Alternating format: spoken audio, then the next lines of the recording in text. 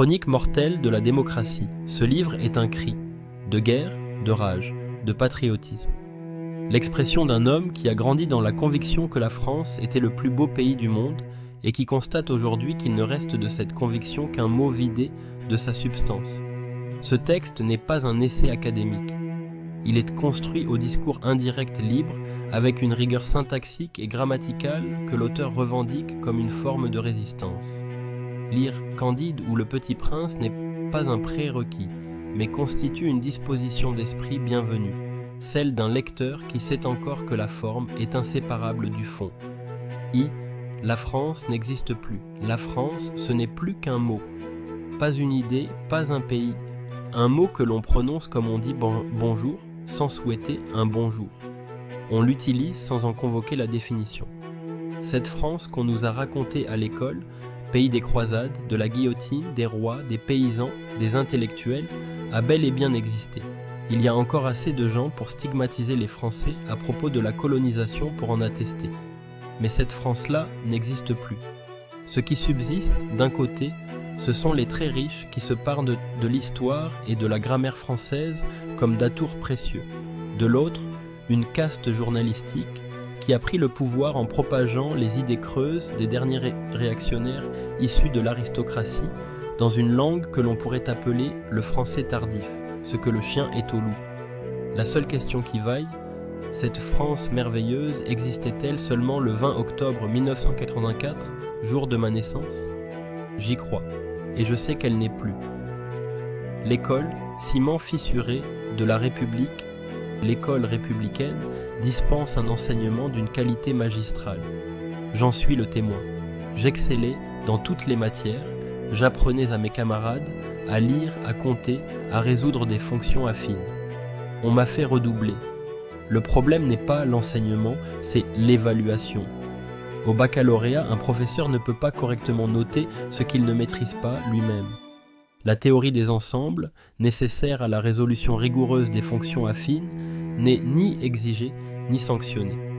En mathématiques comme en français, ne pas répondre peut s'avérer plus avantageux que répondre avec rigueur. Le diplôme valide des acquis qui ne sont pas évalués le jour de l'examen. Le cas de Joseph Chovanec, autiste, 100 ans de QI, 1m93, polyglotte, est emblématique. Sans les pressions exercées pour qu'il soit accepté dans les établissements supérieurs, le système l'aurait éliminé. À ce jour, il n'est directeur de recherche dans aucun domaine pour le compte de la République française. Conclusion. Le talent n'a aucun lien avec le diplôme.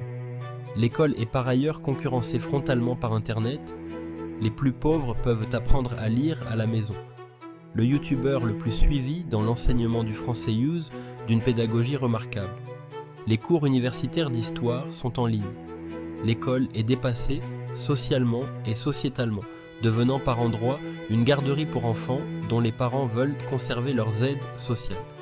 Et pourtant, l'école est le ciment de la République. Or ce ciment est se fissurer de toutes parts. Il ne récompense plus les meilleurs, n'assimile plus les masses au roman national et laisse Internet et la société de consommation éduquer les enfants à la place. La République ne peut pérenniser sans école digne de ce nom. 3. La novlangue ou la destruction de la pensée. La novlangue est un concept orwellien, l'utilisation d'un vocabulaire sélectionné pour favoriser la propagande.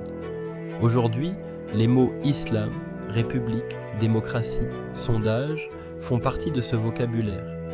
En répétant ces termes sans les définir, les médias créent les conditions de leur propre opposition. Voyez l'émergence d'un courant se disant non démocrate en réaction à l'usage incessant du mot démocratie. Les sondages illustrent parfaitement ce mécanisme. Leur méthode repose sur un échantillon non représentatif et les journalistes, en les mettant en avant, orientent le résultat des élections avant même le scrutin. Imaginons qu'en 2022, les sondages eussent accordé 30% à Asselineau. Il aurait vraisemblablement obtenu 10% au premier tour. C'est la puissance de la mise en scène médiatique. Pire, la langue elle-même est détruite. Les journalistes écrivent comme ils parlent et parlent un mélange indistinct des registres familiers, courants et soutenus, agrémentés de jargon technique économico-politique. Ce français-là n'évolue pas. il régresse. Il s'appauvrit. Il est à la langue classique ce que le latin tardif est au latin de Cicéron. Détruire la langue, c'est déjà le début de l'euthanasie du pays.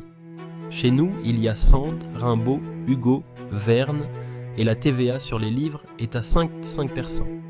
Un hamburger peut coûter 3 fois plus cher qu'un roman. La société de consommation n'encourage pas à la lecture, et sans lecture, la langue dépérit. Avant, la gauche trahit la République. La gauche a fait la République. C'est elle qui a porté la révolution, l'anticléricalisme, les droits de l'homme, la laïcité, c'est-à-dire le transfert du pouvoir spirituel à la collectivité des citoyens. C'est elle qui a instauré la semaine de 5 jours, les congés payés, le RMI. Ce bilan est immense et indiscutable. Mais la gauche d'aujourd'hui renie cet héritage. En criant à l'islamophobie, elle valide un pouvoir spirituel, exactement ce que la République a combattu pendant des siècles. Accepter l'islam comme religion intouchable, c'est accepter que des textes religieux dictent des comportements alimentaires, vestimentaires, sociaux, dans l'espace public. C'est aller contre le progrès républicain.